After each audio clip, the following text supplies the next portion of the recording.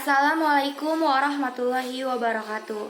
Hai, perkenalkan nama saya Putri Oktavia, perwakilan kelompok 7 mata kuliah Statistika Dasar. Dosen pembimbing Ibu Fatwa Fatima Nur Saada MPD. Sebelumnya izinkan saya memperkenalkan anggota kelompok saya yang terdiri dari 1. Saudari Nur Aini, 2. Saudari Dian Oktaviani, 3. Saudara Damar Wisnu Saputro. Dengan demikian, di pertemuan kali ini saya sendiri selaku kelompok 7 akan menjelaskan materi uji Chi kuadrat. Uji Chi kuadrat, uji normalitas dengan uji Chi kuadrat adalah salah satu cara yang digunakan untuk menguji data dalam bentuk data kelompok dalam tabel distribusi frekuensi. Diawali dengan menentukan tarif signifikasi, misalnya alfa sama dengan 0,05 atau 5% untuk menguji hipotesis. H0 sama dengan data berdistribusi normal. H1 sama dengan data tidak berdistribusi normal. Dengan kriteria pengujian, di sini ada dua kriteria pengujian. Yang pertama, nilai X hitung lebih kecil dari X tabel, maka H0 diterima. Kedua, nilai X hitung lebih besar dari X tabel, maka H0 ditolak. Langkah-langkah uji normalitas dengan Chi kuadrat. Di sini ada 11 langkah. Yang pertama, membuat daftar distribusi frekuensi. Yang kedua, mencari rata-rata dan simpangan baku. Yang ketiga, mencari nilai baku Z1. Rumusnya, Z1 sama dengan X1 dikurang X bar dibagi simpangan baku atau S. Yang keempat, tentukan besar peluang setiap nilai Z berdasarkan tabel Z. Yang kelima, tentukan luas peluang normal atau L1 atau LI. LI sama dengan F Z1 dikurang F Z1 dikurang 1. Yang keenam, tentukan FE atau frekuensi ekspektasi. FE rumusnya, FE sama dengan LI dikali N. Ketujuh, cari nilai X kuadrat setiap interval. Jadi rumusnya, X kuadrat sama dengan dalam kurung FO dikurang FE, tutup kurung dikuadratkan, dibagi FE. Yang kedelapan, tentukan nilai X hitung. X hitung rumusnya sama dengan sigma X kuadrat sama dengan sigma FO dikurang FE kuadrat dibagi FE atau frekuensi ekspektasi. Yang kesembilan, tentukan nilai X tabel pada taraf signifikan alfa. Yang kesepuluh, bandingkan total X hitung dengan X tabel. Langkah yang terakhir yaitu bandingkan data X hitung lebih kecil dari X tabel dan X hitung lebih besar dari X tabel. Nah, di sini ada contoh soal. Di dalam soal tersebut sudah dipaparkan beberapa angka secara acak. Nah, soalnya yaitu lakukan pengujian untuk mengetahui apakah data dalam tabel distribusi frekuensi tersebut berasal dari populasi berdistribusi normal atau tidak. Nah, caranya 1. Kita membuat daftar distribusi frekuensi dengan tabel sebagai berikut. Nah, di tabel tersebut kita bisa lihat intervalnya 30 sampai 39 yang artinya rentangannya 10 dan disitu juga sudah ada frekuensinya. Jadi cara bacanya 30 sampai 39 frekuensinya ada 5 dan 40 sampai 49 frekuensinya 10 dan seterusnya seperti itu. Baik, selanjutnya akan dijelaskan oleh rekan saya yang bernama Dian Oktaviani. Kepadanya saya persilahkan. Baik, terima kasih Putri. Selanjutnya, langkah yang kedua, mencari nilai rata-rata dan simpangan baku. Pertama-tama, kita mencari terlebih dahulu nilai XI atau nilai tengahnya. Dari data, diketahui panjang kelas berjumlah genap. Maka untuk mencari nilai tengahnya, bisa dengan menjumlahkan nilai batas atas dan batas bawah tiap kelas, lalu dibagi 2. Untuk kelas pertama, nilai tengahnya adalah 34,5. yang merupakan hasil dari 39 ditambah 30 dibagi 2. Selanjutnya, mencari nilai fiksi dengan mengalihkan frekuensi dan nilai tengah. Nilai fiksi kelas pertama adalah 172,5, yang merupakan hasil dari 5 dikali 34,5. Nah, setelah semua nilai fiksi diketahui, kita bisa langsung mencari nilai rata-rata atau nilai meannya dengan rumus X bar sama dengan jumlah fiksi per jumlah frekuensi. Jumlah fiksinya adalah 4438. Lalu dibagi dengan jumlah frekuensinya 75. Didapat nilai rata-ratanya 59,2. Selanjutnya, mencari nilai XI min X bar kuadrat. Di sini kita cari terlebih dahulu nilai XI min X barnya, baru nanti kita kuadratkan. Kelas pertama 34,5 dikurang 59,2 hasilnya minus 24,7.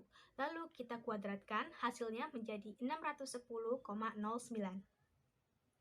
Selanjutnya, kita mencari nilai FI dikali XI min X bar kuadrat. Sebagai contoh, di kelas pertama frekuensinya 5, lalu kita kalikan dengan 610,09. Hasilnya 3050,5. Setelah semua diketahui, selanjutnya mencari simpangan baku dengan rumus S sama dengan akar dari jumlah FI dikali XI min X bar kuadrat per N min 1. Dari rumus ini didapat hasil S-nya adalah 11,5. Langkah yang ketiga, mencari nilai baku Z-score. Z-score ditentukan dengan rumus XI min X bar per S. XI di sini merupakan tepi kelas. Nah, tepi kelas atau XI kelas pertama adalah 29,5. Maka Z-score kelas pertama adalah 29,5 dikurang 59,2 dibagi 11,5. Hasilnya minus 2,58. Untuk kelas keempat, Z-score-nya adalah 59,5 dikurang 59,2 dibagi 11,5. Hasilnya 0,03. Langkah selanjutnya menentukan besar peluang setiap nilai Z berdasarkan tabel Z atau luas lengkungan di bawah kurva normal yang disebut FZ-score. Pertama-tama, kita menentukan terlebih dahulu nilai Z tabelnya dari nilai Z-score yang telah diketahui sebelumnya. Untuk Z-score kelas pertama adalah minus 2,58. Dilihat dari tabel Z-nya, didapat nilai 0,4951. Selanjutnya, untuk Z-score kelas kedua adalah minus 1,71. Dilihat dari tabel Z-nya, didapat nilai 0,4564. Nah, setelah semua nilai Z tabel diketahui, selanjutnya menentukan FZ-score-nya. Dengan ketentuan, yang pertama, jika nilai Z-score kurang dari 0, maka FZ-score-nya 0,5 dikurang Z tabel. Dan yang kedua, jika nilai Z-score lebih dari 0, maka FZ-score-nya 0,5 ditambah Z tabel. Nah, untuk lebih lanjut, dicontohkan peluang kelas pertama dan keempat berikut. Kelas pertama yang nilai Z-score-nya kurang dari 0 memiliki peluang nilai Z 0,5 dikurang 0,4951. Hasilnya 0,0049. Untuk kelas keempat yang mana memiliki nilai Z-score lebih dari 0, maka peluang nilai Z-nya adalah 0,5 ditambah 0,0120. Hasilnya 0,5120. Untuk langkah berikutnya akan dilanjutkan oleh Nur Aini. Langkah yang kelima yaitu tentukan luas peluang normal atau L-score dengan rumus FZ-score dikurang dengan FZ-score dikurang 1. Itu dengan cara data yang pertama dikurangi data yang kedua atau data yang kedua dikurangi data yang pertama. Boleh dibalik, namun hasilnya harus tetap positif. Dari tabel tersebut, kita lihat data yang kedua lebih besar daripada data yang pertama. Maka pengerjaannya, data yang kedua mengurangi data yang pertama. Dengan contoh, 0,0436 dikurang dengan 0,0049 dan hasilnya 0,0387. Lalu, data yang ketiga mengurangi data yang kedua, yaitu 0,2005 dikurang 0,0436 dengan hasil 0,1569. Selanjutnya langkah yang keenam yaitu mencari FE atau frekuensi ekspektasi dengan rumus L-score dikali dengan N atau banyaknya data. Dengan contoh L-score data pertama yaitu 0,0387 dikali dengan 75 dan mendapatkan hasil 2,90. Lalu, L-score data kedua 0,1569 dikali dengan 75 dan mendapatkan hasil 11,77. Lalu langkah yang ketujuh yaitu cari nilai X setiap intervalnya, yaitu dengan rumus FO dikurang dengan FE lalu hasilnya dikuadratkan dan dibagi dengan FE. Dengan contoh FO data pertama yaitu 5 dikurang dengan 2,90 lalu hasilnya dikuadratkan dan dibagi dengan 2,90 yaitu mendapatkan hasil 1,52.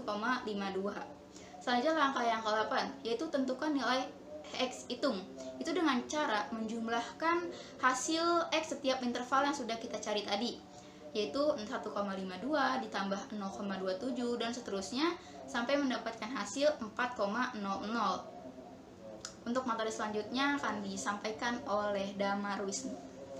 Terima kasih untuk Saudari Nuraini. Selanjutnya adalah langkah ke-9. Tentukan nilai X tabel pada taraf signifikansi. X hitung sama dengan dari hasil perhitungan dalam tabel tersebut didapatkan nilai sama dengan 4,00. Sedangkan dari tabel Si kuadrat untuk taraf signifikansi sama dengan 0,05 atau 5% dan DK sama dengan 4. Maka dari itu didapat nilai X tabel sama dengan 9,49. Selanjutnya adalah langkah ke-10. Bandingkan total X hitung dengan X tabel. Nilai X hitung sama dengan 4,00. Nilai X tabel sama dengan 9,49. Jika nilai X hitung lebih kecil daripada nilai X tabel, maka hasilnya adalah H0, diterima. Kemudian jika nilai X hitung lebih besar dari nilai X tabel, maka hasilnya adalah H1, ditolak. Oke, langkah selanjutnya adalah langkah ke-11. Bandingkan data X hitung lebih kecil daripada X tabel dan X hitung lebih besar daripada X tabel. X hitung 4,00 lebih kecil daripada X tabel 9,49. Maka dari itu hasilnya adalah H0, diterima. Data berdistribusi normal. Sekian presentasi dari kelompok kami. Saya mohon maaf sebesar-besarnya apabila ada tutur kata yang tidak berkenan kepada teman-teman. Dengan demikian presentasi saya tutup. Terima kasih atas perhatiannya. Wassalamualaikum warahmatullahi wabarakatuh.